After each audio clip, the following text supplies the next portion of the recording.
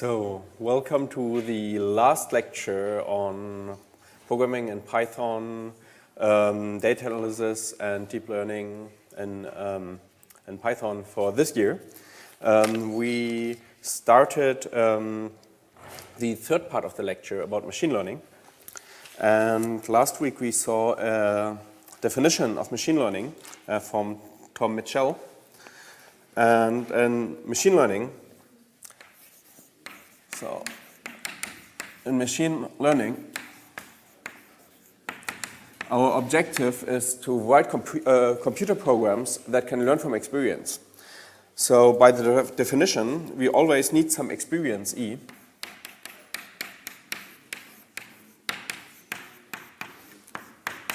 And you will see that in different machine learning algorithms, the experience can take very different forms. Then we have some task T. And we have some performance measure.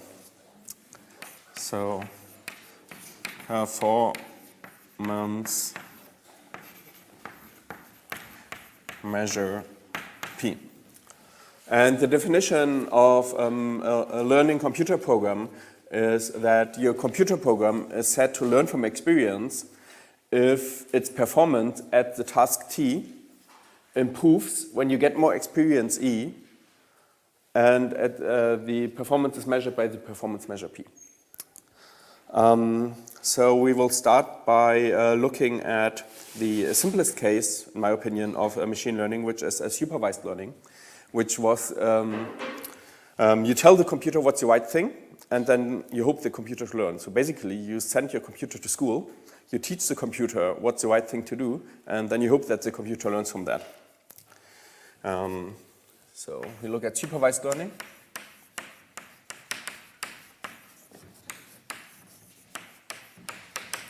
And in addition, we had unsupervised learning and reinforcement learning. Unsupervised learning was you don't tell the computer the right thing. You just hope that you set the computer out there in the world, and you hope that the computer can learn by just observing some data.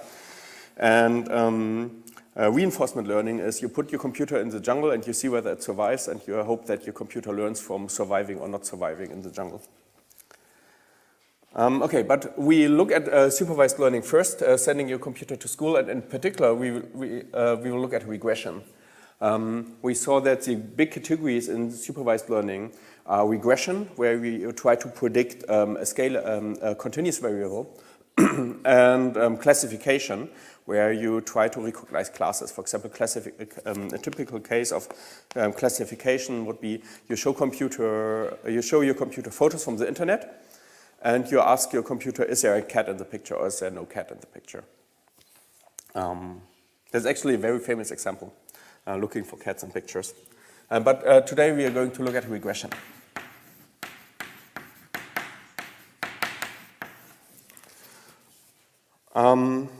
Okay, so I brought you some data. And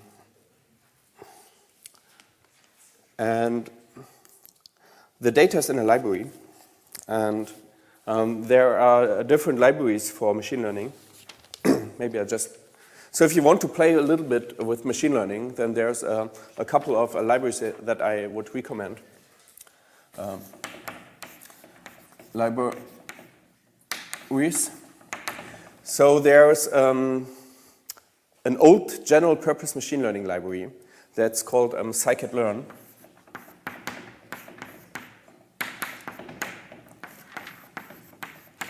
It's somehow integrated into SciPy, so Scientific Python, and it's an addition to Scientific Python for learning. And it's general purpose, and you will find all kind of basic machine learning algorithms that are not necessarily deep learning. So this is, I would say, that's a pre-deep learning library, right? So I think that's the oldest of these libraries, and you will find things like clustering algorithms and all these classical machine learning algorithms, support vector machines, and so on are in here. So that I would say it's classical and general purpose.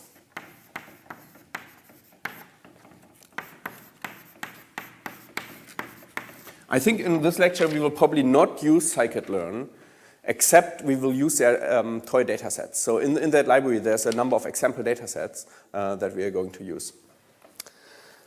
And then there's, for deep learning, there's two big competing libraries. One is TensorFlow.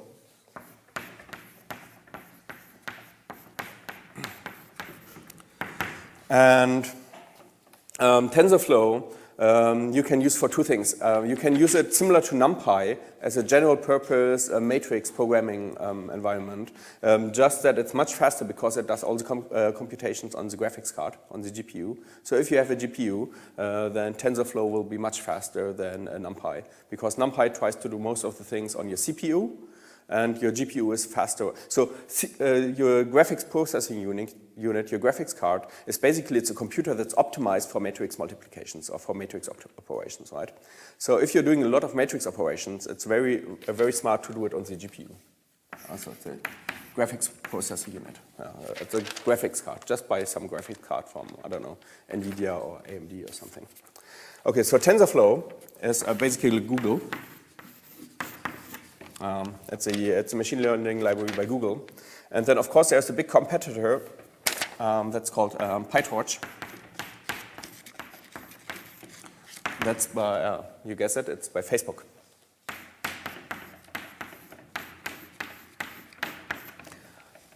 In general, they are very similar. So if you know one of these libraries, you probably also, it's not difficult for you to learn the other one. I think currently, TensorFlow is it's more widely used in industry, and PyTorch is a bit more widely used in research, but these things are changing very quickly. So recently, TensorFlow 2.0 came out, which has a lot of functionality, which is good for research, which is similar to what you have in PyTorch. And in addition, there's a library that we will use in this lecture. It's called Keras. It's also by Google. And TensorFlow is a relatively low-level library, so you can do all the things by hand, like in NumPy. And Keras is a very high-level library that allows you to do very specific things related to deep learning in a very simple way. So I would recommend you to start with Keras because it's very simple. And then from there, you can proceed to either TensorFlow or PyTorch, or whatever you prefer. I think in this lecture, we're probably only going to use Keras. Okay, but now, for now, we are using scikit-learn because we will use their data sets. So let's enable plotting. Matplotlib inline. And then from sklearn is scikit-learn data sets, import load Boston. And there's a Boston house price data set, which is about how expensive houses were in Boston a number of years ago. And then we will need matplotlib, import matplotlib pyplot as PLT, and of course we want NumPy. Okay, then let's load this Boston data set. Boston is load Boston. And in that data set there's a description. Boston, so all these toy data sets have this, oops. Oh, probably I didn't execute this. No, description, sorry. So this is the Boston house price data set, and it contains the median house prices in Boston from this paper from 1993 in certain districts in Boston. And the paper is about whether this nitric oxide concentration has an impact on the house prices. However, we will not try to find out whether there's an impact of these nitric oxides on the house prices, but what we will try to find out is whether the average number of rooms per house in that region has an impact on the price of houses in that region, because that's it's easier than the carbon nitric oxides. Okay, so let's look at we have this Boston data. This is the NumPy ND array. So we have 506 districts in Boston, and we have 13 variables that are measured for each district. So these are in Boston feature names. Okay, so the features that we have is the amount of crime in that area, ZN, the proportion of residential land zoned for lots over 25,000 square feet, the amount of industry, whether it's close to the Charles River in Boston or not close to the Charles River, the amount of this nitric oxide, the average number of rooms, the average number of age of the buildings, and so on. And then we have Boston.target. So in Boston.target, there we have that's the median number, the median house prices in that area is $24,000 or something. Okay, so let's plot what we want to look at. Let's plot PLT plot. Let's look at the data in column 5, which is the average size of the rooms in the houses in that area, and let's plot that against the house prices, Boston.target. Okay, so on the x-axis we have the average number of rooms, and on the y-axis we have the house prices. And you can see that there seems to be some kind of relationship between the size of the houses and in that area and the average number of and the average price in that area.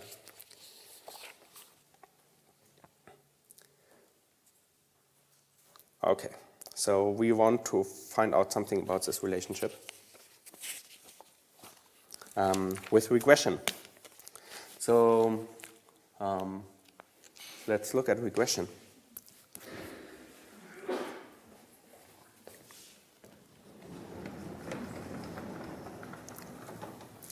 So what I will do is I will show you how to build a general machine learning algorithm in the case of linear regression. Building a general machine learning algorithm for linear regression is very much an overkill because there are much more efficient methods to do linear regression. But I want to show you how to design the entire algorithm on a very simple example. So then later when we proceed, then afterwards we will do logistic regression, which is a very simple classification. And then we will do neural networks. And then we can reuse all the structure that we have from linear regression then to do neural networks. Okay, so what's our task T in regression? Our task T is to predict a continuous output variable, which is the house prices from input data, which is the average number of rooms. That's the task of regression. Predict continuous output variable from input data.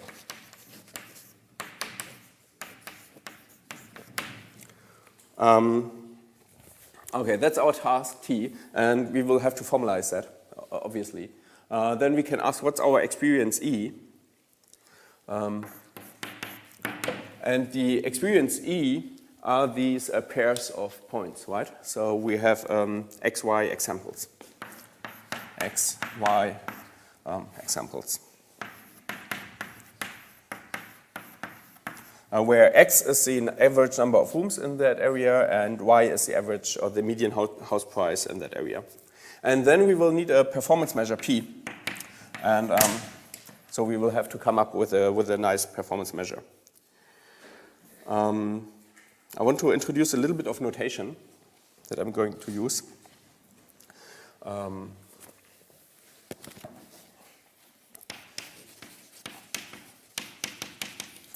So for notation, m, the variable m, will always be the number of training examples, how many training examples I have.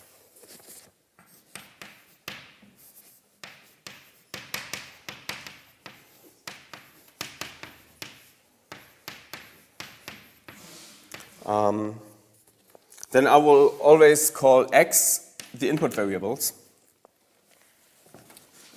which can be a scalar, as in this case, but can also be a vector.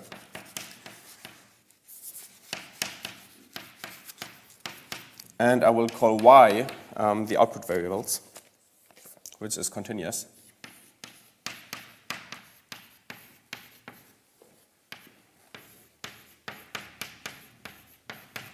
And that's the true output. And then I will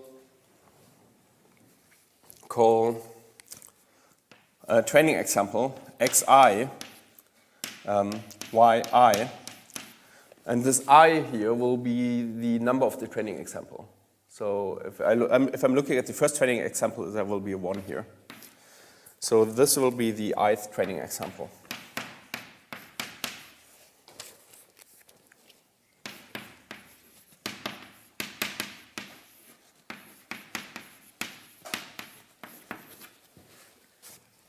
Okay.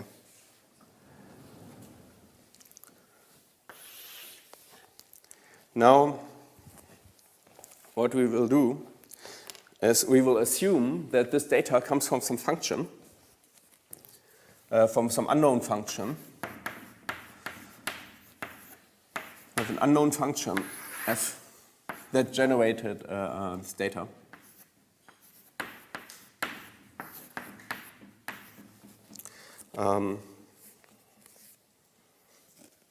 F, and f maps x to y. And then we will have some measurements, and the measurements can be noisy.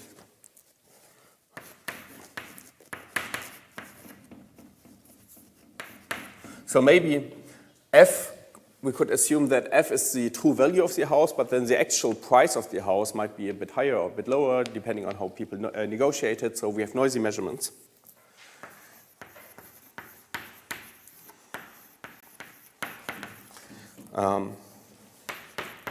xi, yi, which sample this function f.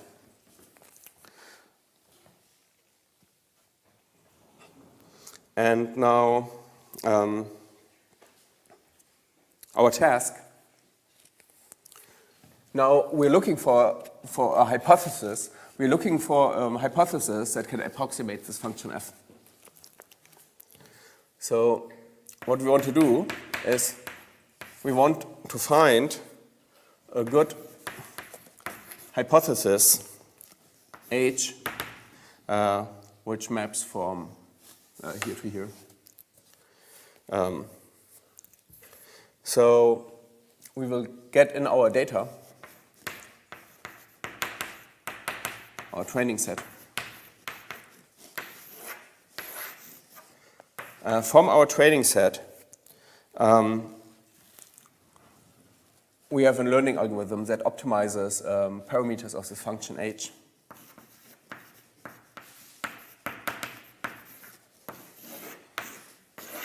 And out of our learning algorithm comes a hypothesis. And when we have this hypothesis, then we can feed our input into the hypothesis, and the hypothesis will generate output for us. And if the hypothesis is good, then the output that it generates will be very close to the true value that our unknown function f would generate.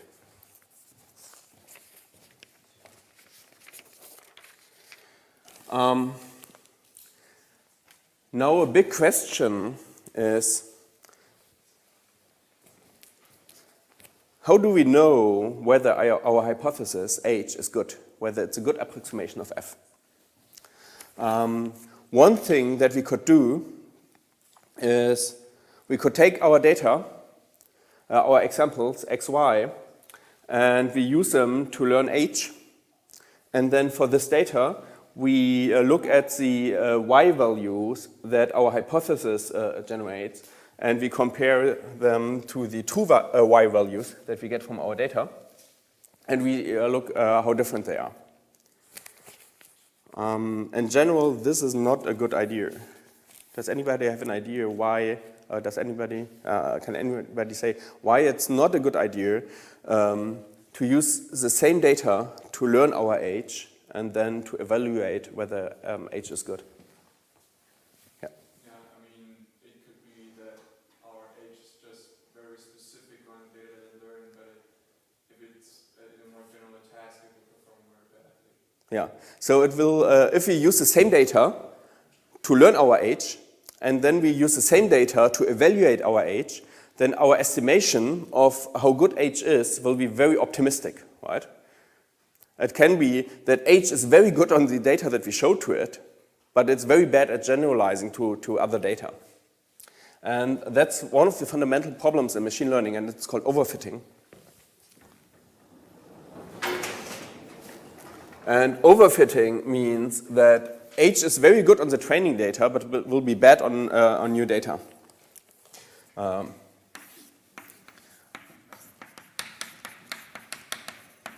So we risk to be, if we use the same data that we used for training the training age to evaluate age, we will be too optimistic. Does anybody have an idea of what we can do to get a realistic estimate of how good age is? Yeah. You just give new data which the algorithm hasn't seen before to it and let it estimate. Yeah, exactly. So the general idea is that we have our whole data set. So this is all the data that we have. But we don't show our learning algorithm all of the data. We cut out part of the data. For example, we cut out this part of the data, and we only show the algorithm this part of the data. And this is what we call the training set.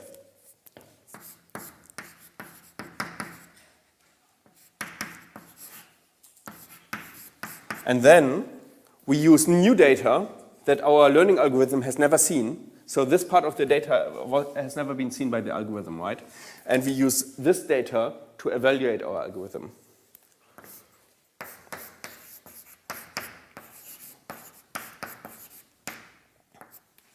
And in order to get a realistic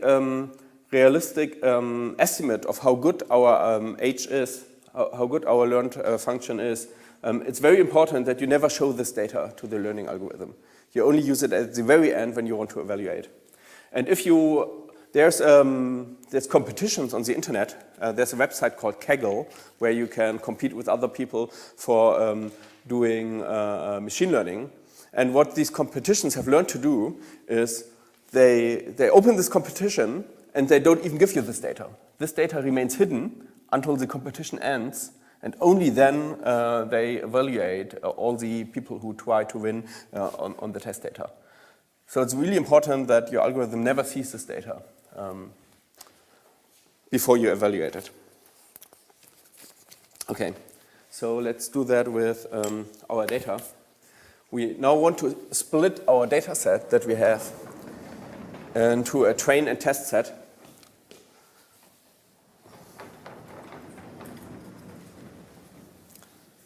Oh, and in general, this picture that I drew here is not very accurate. So if I use the first 500 samples for training and then the last 100 samples for test, does anybody have an idea why this could be a problem?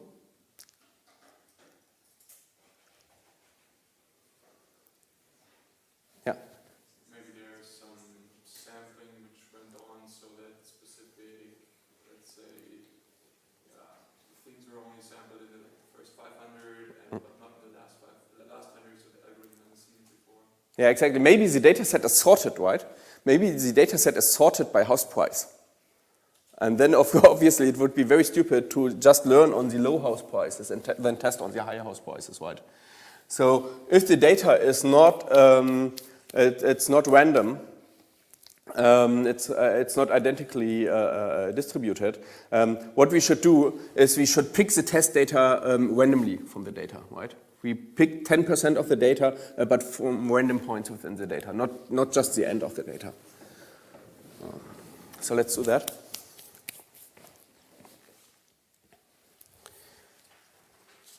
So what we want to do is we want to generate training and test sets. So let's first check how many samples we have.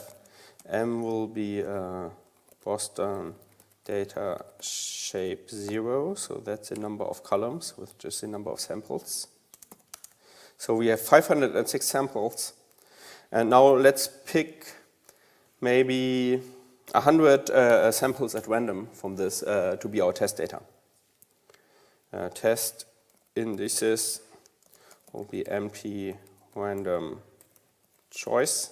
So we pick without replacing from these 506 samples. Let's pick 100. But let's not pick the same twice, right? I mean, they should all be different. So we have to do replace false.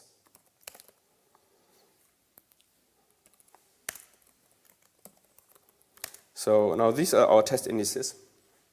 I mean, they're completely random from these 506 samples that we have. And now the training indices, they should be all the other ones, right? And in order to get all the other ones, which are not test indices, let's first get all indices and remove the test indices from them. So all indices will be NP. Let's just do a range. So this is just the numbers from 1 to 506, or from 0 to 505. And now let's say that the train indices are, there's this function in NumPy that's called a set difference one-dimensional. So it's one-dimensional set differences. So we take all indices and we subtract the test indices. And these are now our training indices. And now let's generate the training set. Train set X will be Boston data. So we take the train indices and we pick column 5 because column 5 was this thing that we plotted on the x-axis, the average number of rooms in the houses.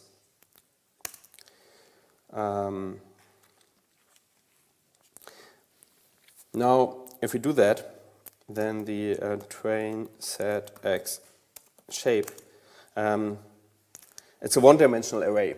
So it's not a column vector. It's this rank 1 array, which is neither a column nor a row vector. And if we keep it like this, it might introduce some very difficult to find bugs later in our code due to broadcasting, because these rank 1 arrays, they might be broadcasted in some way. So we would prefer to make this column vector. So let's say that the train set X will be our train set X. And let's reshape it. And let's say that I want to have one column and I want to have -1 means whatever number of rows you need, right? Just to make it to have one column and whatever number of rows you need. That's what this means. And then we can train set X shape. So now it has 506 columns and 506 rows and one column. So now it's a column vector. Okay, then we also need the Y values for the training set. Train set Y should be Boston target, train indices. And let's also reshape that. Reshape into a column vector. And Then the test set, we also need the X values for that. It's Boston data test indices, column 5. Please give me a column vector, reshape to -1, 1. And test set Y should be Boston target. Test indices, reshape, -1, 1. Okay, now we have our training set and our test set. We can have a look at that. Let's plot that. PLT plot. Let's plot the training set. Train set X against train set Y. Let's plot them as dots. And then below that, I want to plot the test set in the same plot. So test set X and test set Y. And I want to plot them as dots and color red. Okay. So now here you can see that the blue points are our training set and the red points are our test set. So what we want to do is we want to find a good hypothesis based on the blue points, and then based on the red points we will check how good our hypothesis is.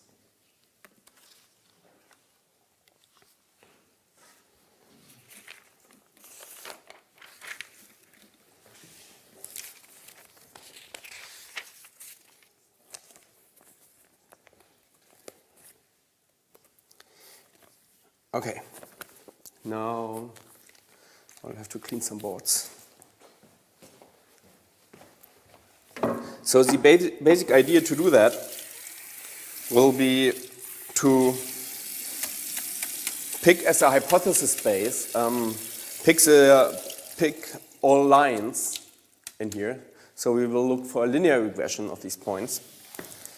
And we want to find the slope of the line and the offset, the y-axis offset, or the bias of that line. We want to find that with gradient descent. So we want to minimize some cost function. We want to change these parameters so that some cost function will get minimized. And that will be exactly the procedure that we will later use for neural networks.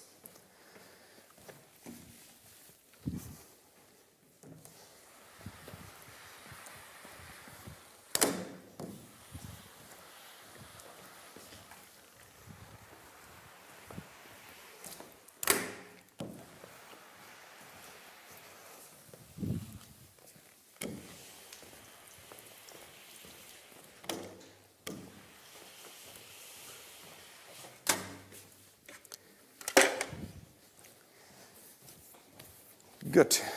So what we will want to do, our hypothesis h of x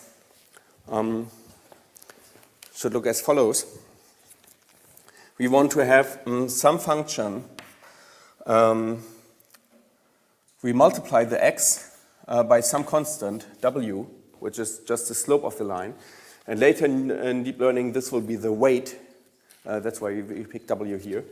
And then we add some y-axis offset, which is B, which will later be called a bias.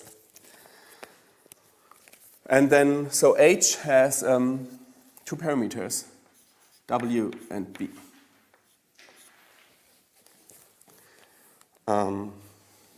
So it's a linear function of X, right? And now the question is, what does good mean? When is this function, this hypothesis, a good approximation of our data? And in general, we will always look at two ways of talking about how good a hypothesis is. And the first way is to look at a single example. So if you look at a single example,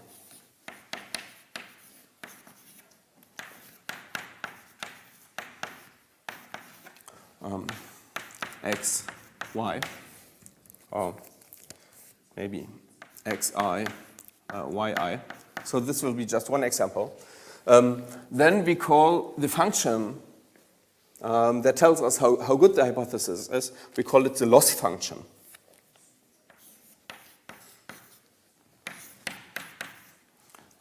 And we'll use this L. So and this loss function can be different and different. I mean, we will keep on using different loss functions depending on what we want to do. But in this case, the loss for some 2y I and some what our hypothesis says. So h for w and b of xi. Can anybody propose a loss? So if we have some example xi and yi, how could we say how good this estimation h of x is compared to y? Yes? Just yi minus the result of h of x. Yes, we could take the absolute difference of yi minus h. The problem is that that function is not differentiable. So what we want to do is we want the resulting function to be convex, so later during optimization we can find a unique minimum. And we also want it to be differentiable, and that's why we use the square difference. So we will use the difference of yi minus what we guessed, h of w and b of xi. So this would be just how different our estimation is from the true value, right? But then we want to square it so that it becomes differentiable everywhere. And what we also want to do is we will need to differentiate that. So the 2 will come down, and we will put a 1/2 in front. So when we differentiate it and the 2 comes down, it cancels this 1/2. And then the derivative of this becomes a little bit nicer. So this 1/2 doesn't really mean anything. It just it just scales the entire thing to make the derivative a little bit nicer looking. Okay, so this is when we look at a single example. But obviously we don't have a single example, we have lots of examples, right? So if you look at all examples,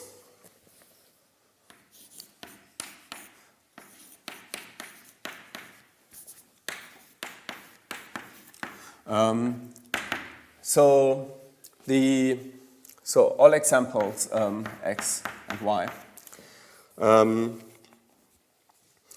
The common thing is to call that a cost function. So the common terminology is, if you look at a single example, we call it the loss function. If you look at all examples, we call it the cost function. Cost function, and we call it J. So the cost of of 2 parameters, w and b, will be, given this is a loss function, this is the loss for one example. Can anybody propose, if we are looking at all examples, how can we calculate the cost of all examples, given that we have already defined the loss of one example? Yes? Yeah, just sum all of the examples up. That's a trivial idea, and that's also the correct idea. So we just sum over all the examples, 1 to m, we sum the loss. yi and h of w, b of xi.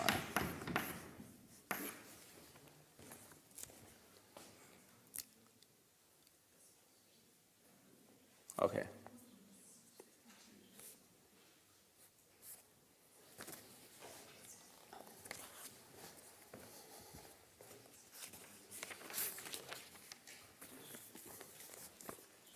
So the idea is now that we want to pick the w and b such that the cost gets minimized, right?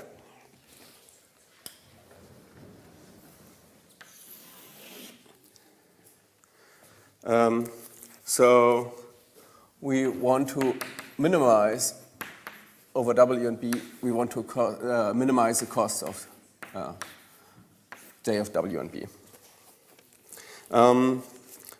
And we will use a very, very simple optimization algorithm. And I think most of you know that for this case, for least squares, there's much more efficient optimization algorithms, and particularly you can do it in one step. But we will use a very general optimization algorithm that we can still use in all the cases later, right?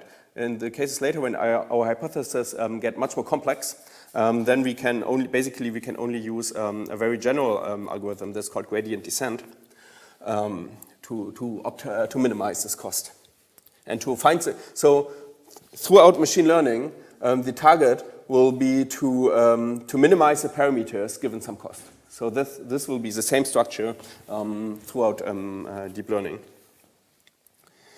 So what we will do is we will start with some parameters. So we will first initialize W and B.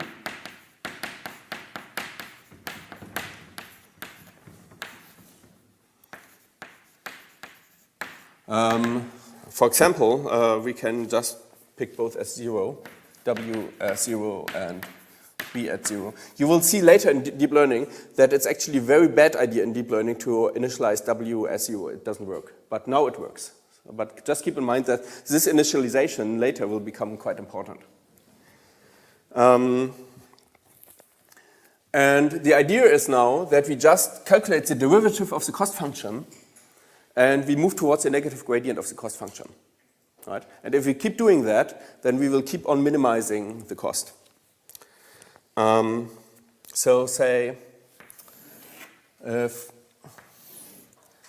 this is our cost J of W and B, and this is our parameter W, then we know, we can prove that our cost is convex, so there's a unique minimum, which will later not, it doesn't matter much for gradient descent, right? But for now we can find the minimum. So what we will do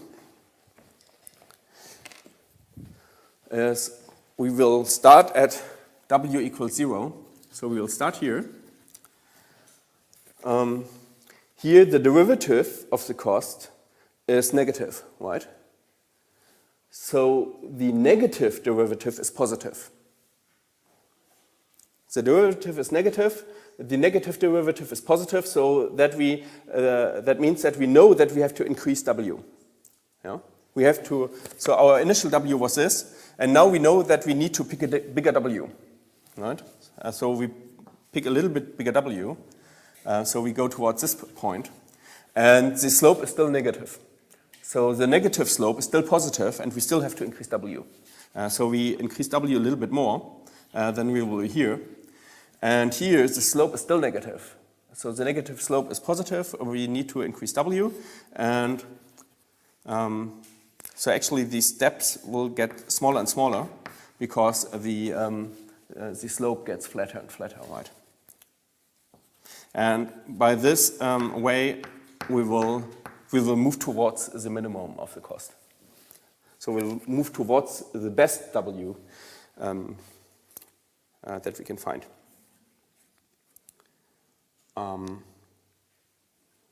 Okay. So just as a small reminder, in case somebody doesn't remember what the derivative is. So we can look at the slope of the function, and we can measure this difference here, which is the delta W. So this is just the difference in W, and this is the difference in cost. So this is delta J over J of W and B. And now the slope here is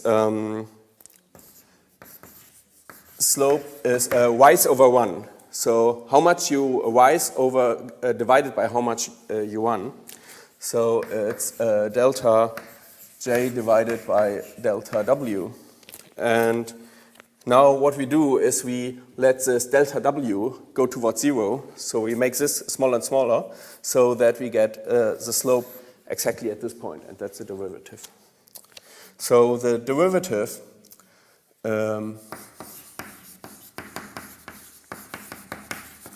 is the limit as we let delta w go towards 0 of the slope of delta j divided by delta w. And if j depends on multiple parameters such as w and b, then we call this a partial derivative, just to say that we take the derivative with respect to w, but actually there's more parameters up here. And we write this as, with this curly d, partial derivative with respect to w of the cost. So during the lecture, you will see a lot of partial derivatives from now on, but it actually just means that it's the derivative according to one of the parameters of the function.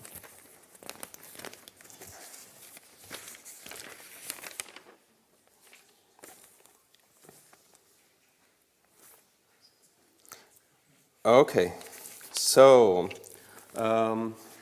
we want to do gradient descent. So we want to move towards the minimum of the function.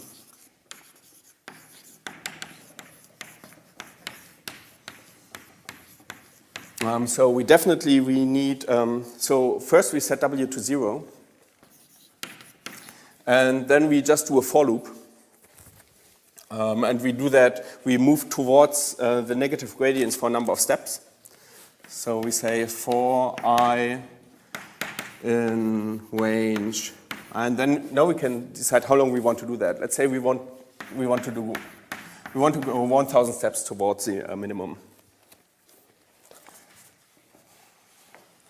And we set, in each step, we set w equals to w. So does anybody have an idea how we need to change w if we want to go towards the minimum of the cost? Can you think about how would you change w at each step so that you move towards the minimum of the cost function? Yeah. So it's w is w minus the partial derivative of the cost function with respect to w.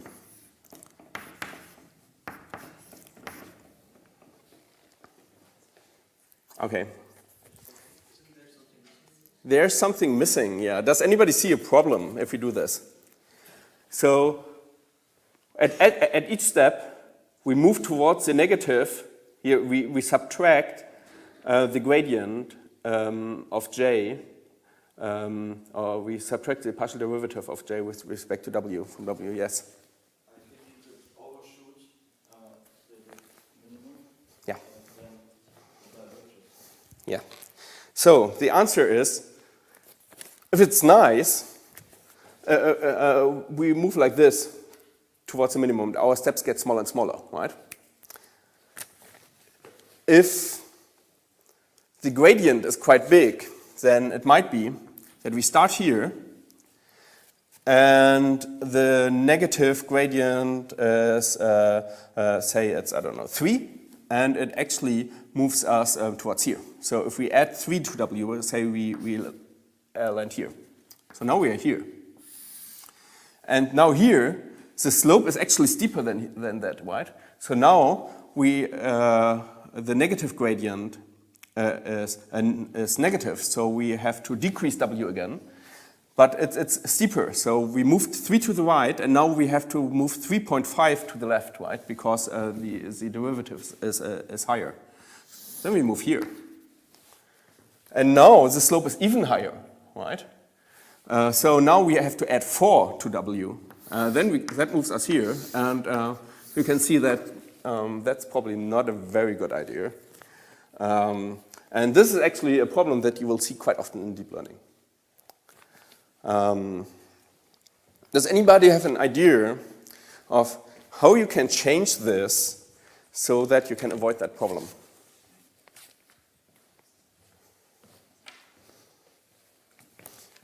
So the idea is the following. I want to subtract the partial derivative of the cost from the weight, but maybe the partial derivative is too big. That would take me too far into that direction. So what's a very simple idea that I can do so that I don't go too far into that direction? Yeah, multiply it with a small number, and we call this number alpha. And that's what we call the learning rate. And picking alpha is very difficult, right? Picking alpha so that you go towards the minimum quickly and you don't diverge, it's very difficult.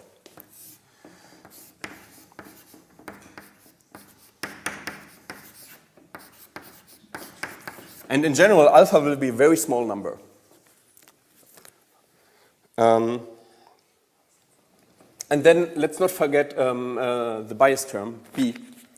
We have to do the same for B. So B will also be B minus alpha times the partial derivative with respect to B of the cost.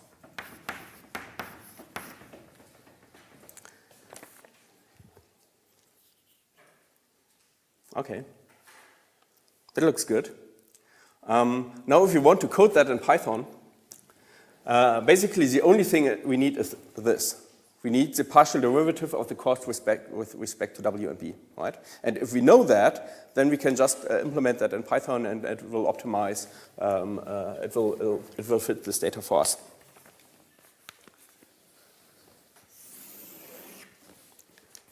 Okay, so let's start with one training example. Say we have only one training example.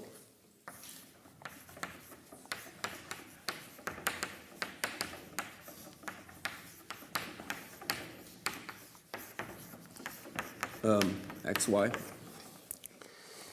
So now we want to calculate the partial derivative of the cost with respect to W. So the partial derivative of the cost with respect to W, let's just put in the cost function, which is here. As the derivative with respect to W of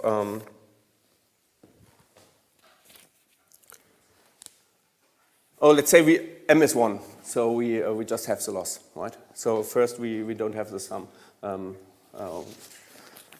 we just have the loss. So this will be 1/2 of H, W, and B of X minus Y squared. And, well, now we have to use the chain rule. So this is, the outer function is a squared, so we just differentiate the square, and then we also have to differentiate the inner part. So the 2 comes down, so it's 1/2 times 2 times this function, H, W, B, X minus Y. And now we also have to differentiate that inner part. So it's the partial derivative with respect to W. H of W and B was up there. It's Wx plus B of Wx plus B minus Y. Okay, so the 1/2 cancels the 2. That's the whole reason why we put the 1/2 there in the first place. So this is H of W and B of X minus Y. And the partial derivative of this with respect to W is you have a plus here, you have a minus here. There's no W here, there's no W here, so all of this disappears.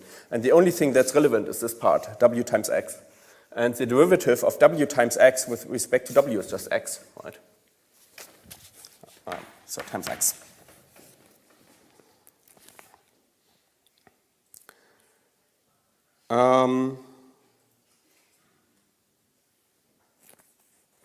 Okay.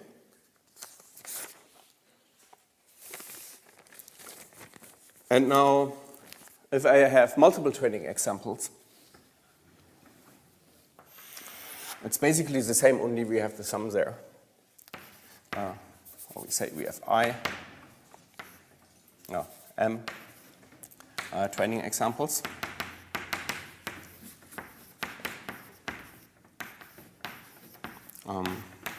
Xi and yi. Now the cost of W and B is just the sum of all the losses. So the sum over I from 1 to m of the losses. And the loss is 1/2 times the hypothesis of W and B at xi minus yi, and the entire thing squared. We want to take the partial derivative of that with respect to W. So this is the partial derivative with respect to W. And because the derivative is linear, we can just pull the sum outside. And when we pull the sum outside, this will be the sum of I equals 1 to m of the partial derivative of that, but we have already calculated that here, right? We can just, so this is just this, the sum over all examples of these guys here. So it's just h of W and B of xi minus yi times x I.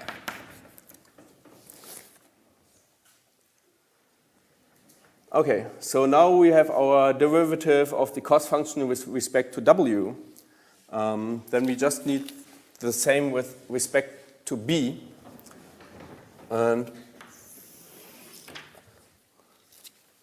so if we want to take the derivative with respect to B, everything is the same, except here, imagine that at this part we take the derivative not with respect to W, but with respect to B. And in this part, there's no B here, there's no B here, the only place where there's a B is here.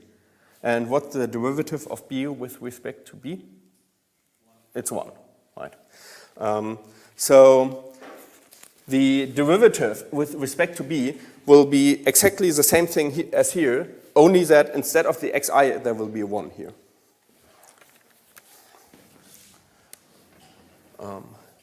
So the partial derivative with respect to B of the costs of J of W and B will be the same thing as here.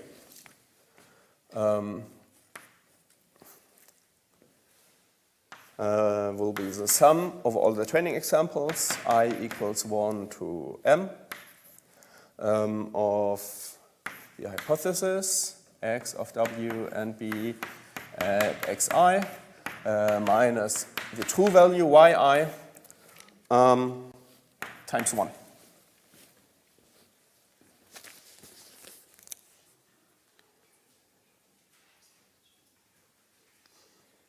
Okay, so the important formulas that we will need in order to implement that are this one. So that's the derivative of the cost function with respect to the weight, W, and this one. That's the derivative of the cost function with respect to B. Now if we want to do that in NumPy, let's translate that to Python. In NumPy, in our example, the weight, so here, W will be a real number. The bias term, B, will be also a real number. And actually, X will also be a real number in this case.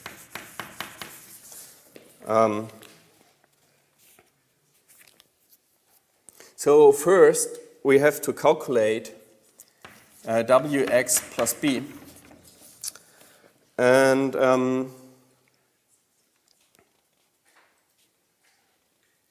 this, in the Python code, I will call the result of this, I will call A, because later this will be the activation of an individual neuron in the neural network, right?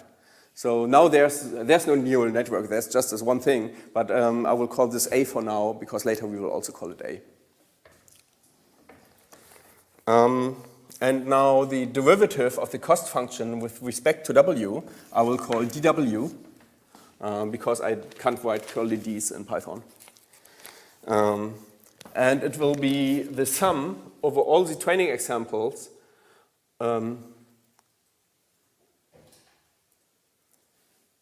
oh yes, I want to do it for all the training examples. So x will actually be not a real number, but it will be all the training examples at once. It will be a big vector of all the training examples. So it will be a vector in Rm. And if x is a vector in Rm, and here I multiply it element-wise with W, and I add b, then A will also be an activation for each training example. I do all the training examples at once.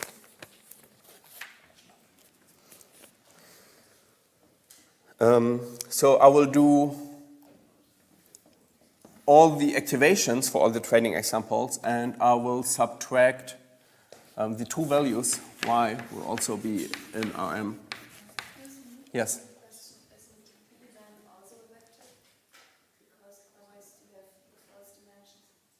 Yeah, but we will take the same W and B for every training example.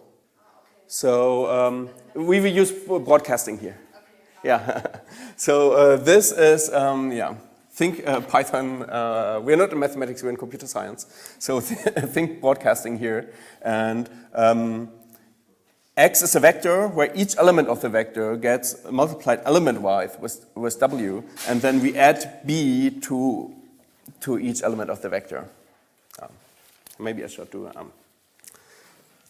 broadcasting.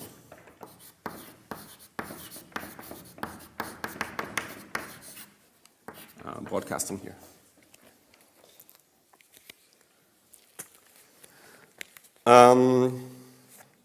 So from A, we subtract the true values Y. This will be a vector for all the training examples. And then we multiply that element-wise. So this is this part. This is A, this is Y, but for all the vectorized, for all the training examples. And then I multiply each element with X. So there's also broadcasting here.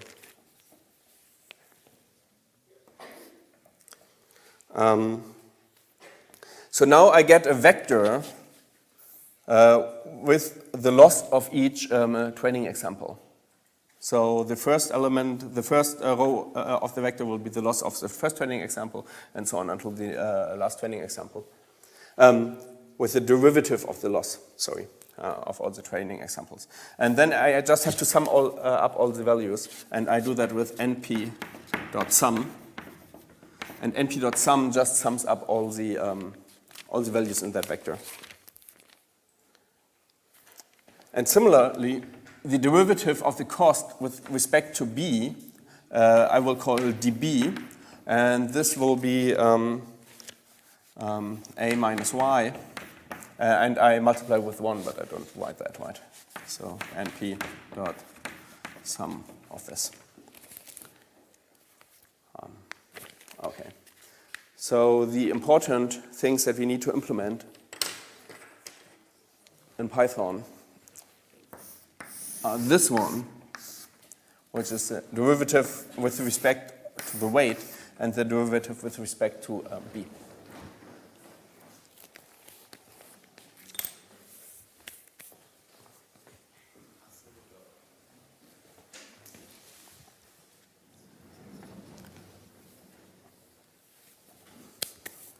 Okay. So this will do linear regression with gradient descent. And the code, I mean, it's really a lot of overkill for doing linear regression, but you will later be able to copy and paste all the code for your neural networks and just change the cost function and the model and so on. So first, we have to initialize the parameters. Def initialize parameters.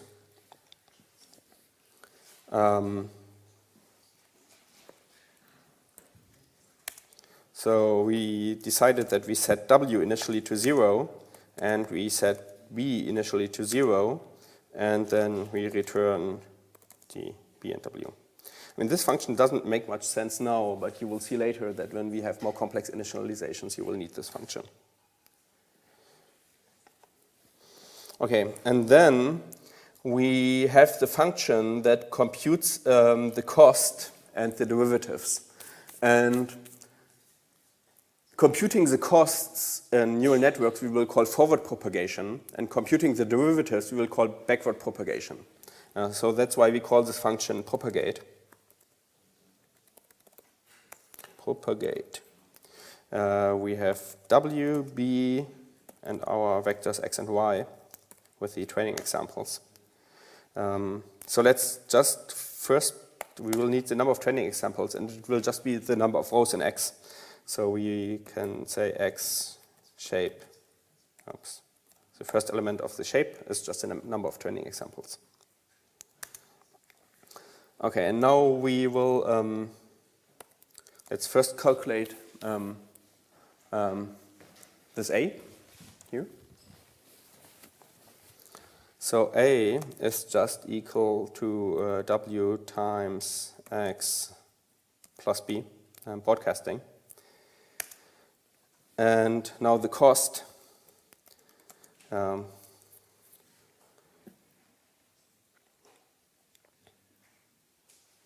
will be this cost function.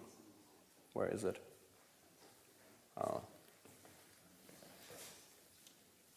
Oh, it's down here. So we implement that cost function. So we do np.sum of 1/2 times the losses will be, which will be, this is a, this is y. So it will be y minus a squared. I hope that's correct. So that should compute our cost with our current parameters w and b. And now we want to calculate the derivatives. So let's first calculate dw. I think we wrote that down there. np.sum of a minus y times x, a minus y times x, and the derivative of the cost function with respect to b will be np.sum of a minus y.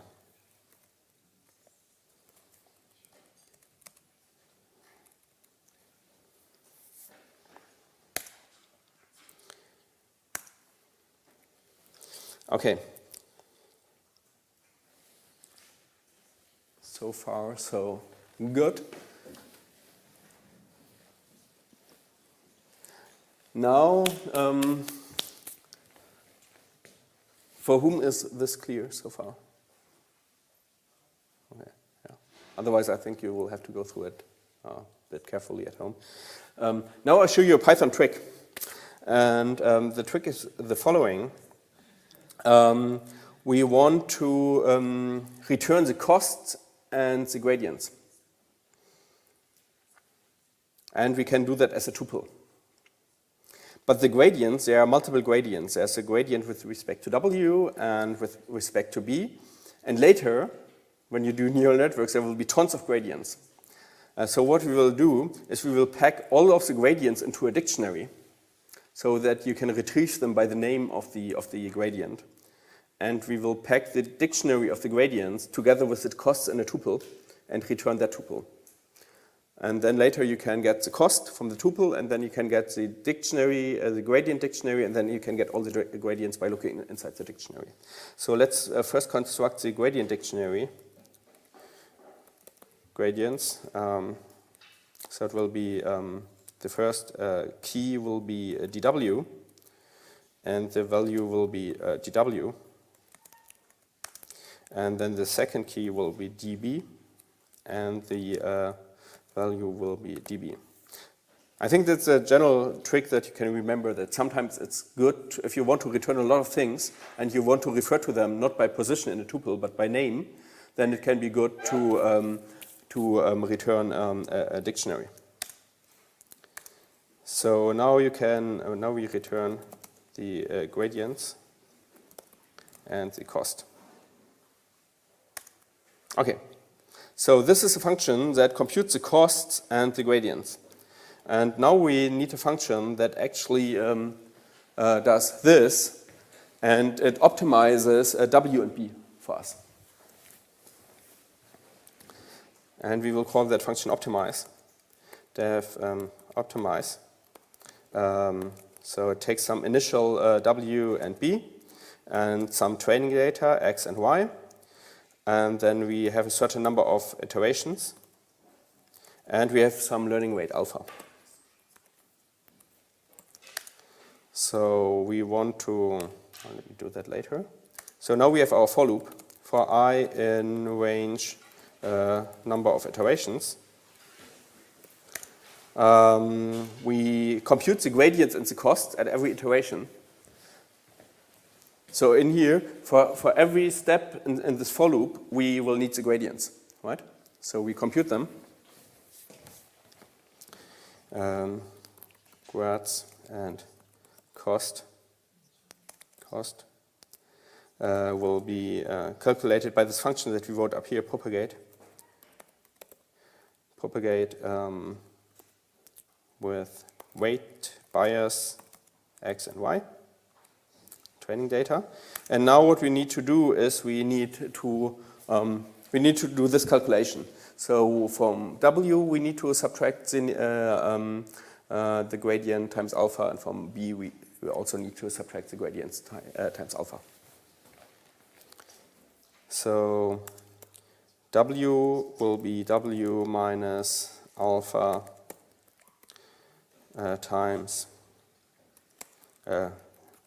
the gradient dw, and B will be B minus alpha times gradients dB. And then the final parameters, after we are done with optimizing, W and B, we'll also pack them into a dictionary, because later we will have many more parameters. So let's create a params dictionary. Let's put W in there, W, and B. And then we return the params, and let's also return the gradients, the final gradients.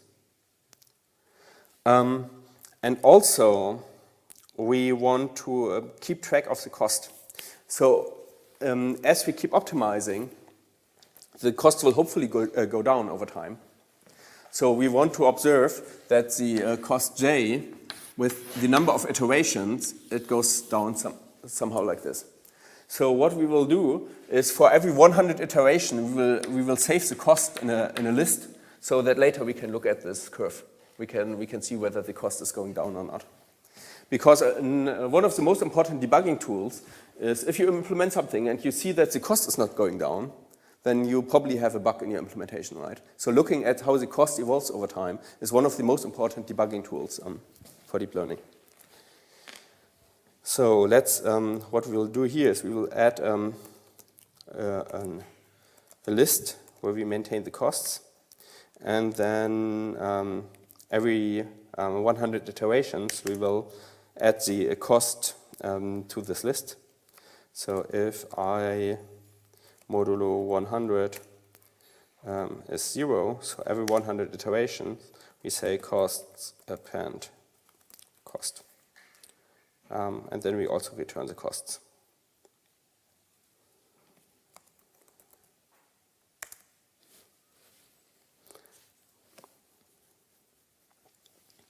Okay, I think that's it. That's mostly the framework that you will need for deep learning. Let's implement a few more functions, and one is given that you already have your parameters W and B, let's implement a small function that can calculate a prediction. Given that you already know the values, that can predict a y from x. So we implement a function called predict. So if we have w and we have b, and we have some input values x, then we say a equals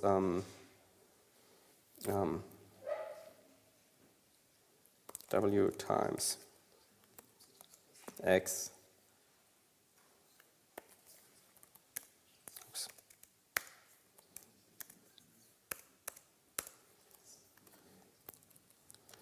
Plus b. And we return a. Okay, and now we can write a function that actually trains on our training set and then tests the algorithm on our test set. We call the function model, def model. So we put in the training data,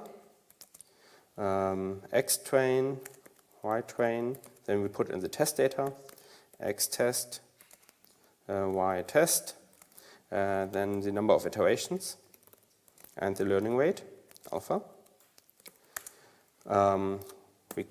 Let's calculate the number of training examples that we have. It's x train dot shape and position 0. So it's just the number of rows in x train. Then let's initialize our parameters. W and B is initialize parameters.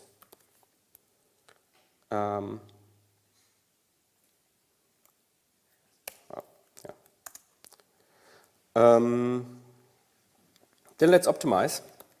Params, grads, costs is optimize. W and B are the initial W and B, then the training data, the Y train, the number of iterations, and the learning rate. And then let's calculate the predictions on the training set and test set. So on the training set, the predictions are predict W, B, X train. And on the test set, let's also predict on the test set. Test predictions predict W, B, X test. Then let's calculate the training error and the test error. Print training error, is so we take the train predictions minus the true values of the training set. And let's look at the mean absolute error. So we first do np abs, and then we do np.mean.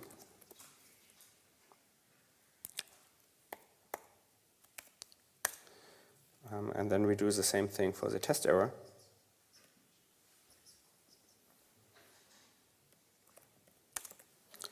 So the test error is test predictions minus y minus the true values on the test set. And then we just return the parameters and costs.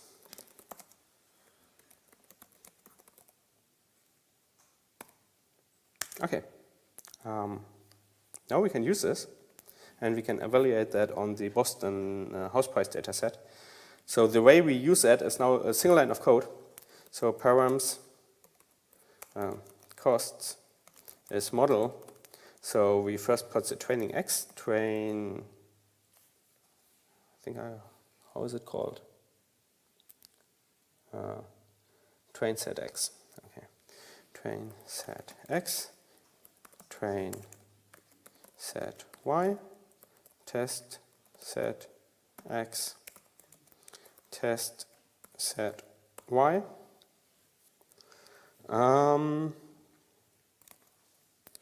Let's do 10,000 iterations. And now we have to guess a learning rate. So later you will see more advanced algorithms that can guess the learning rate for you, or they can also adapt the learning rate over time. Let's pick that for now. Oops. There's an overflow, so I think my learning rate was too high because there's an overflow encountered here. So let's decrease the learning rate. Okay. So now the error on the training set is 22.64, and on the test set it's 22.09. Is that a bit strange that the error on the test set is smaller than the error on the training set?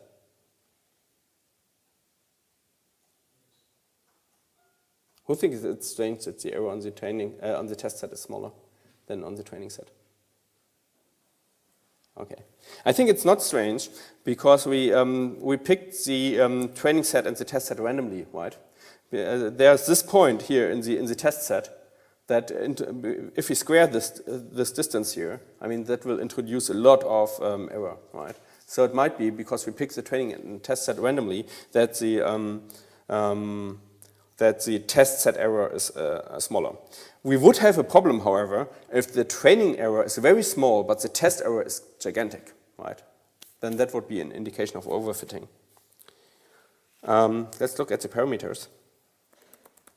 So the optimal slope of the line is 9.2, and the optimal bias is negative 35. Let's plot the cost. PLT plot costs.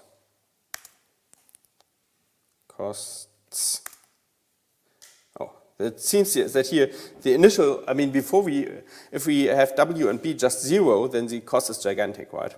So maybe we want to exclude the first data point. Oops. Let's just exclude the first data point from the plot. And now we see that the cost is, after the first iteration, the cost goes down nicely. And it seems that it has converged. So I mean, we could add like more iterations, but I would guess that given that the slope is very flat here, probably there's not necessarily a lot of improvements.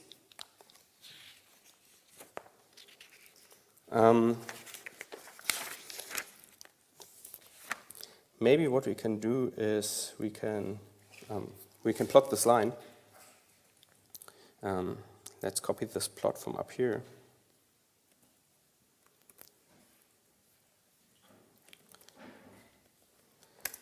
So we can, let's also copy this here.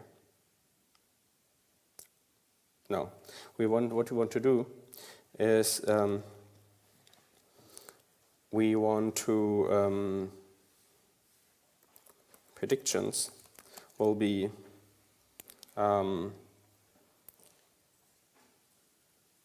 params W times the train set X plus the bias params B. Okay, these are our predictions. And let's maybe just plot the predictions in here. So PLT plot train set X against the predictions, and as a nice line maybe. Okay. So here we see that the blue thing is our training set, the red thing is our test set, and based on our training set, the line that's estimated by our algorithm is this orange line, right? So this is our estimator. And what we can also do is, given that we would not know the test set, we can look at what our algorithm would predict on the training set. So if we remove this, and given that we don't know the true test set Y, and we just put the predictions in here,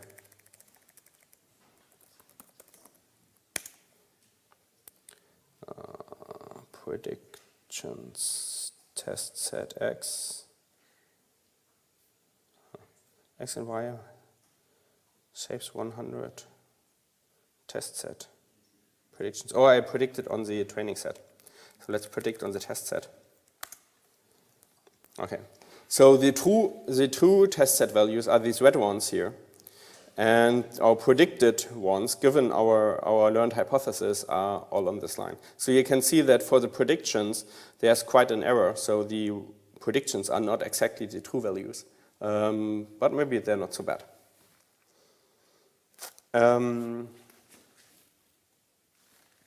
Yes, I think with this we are done for this year.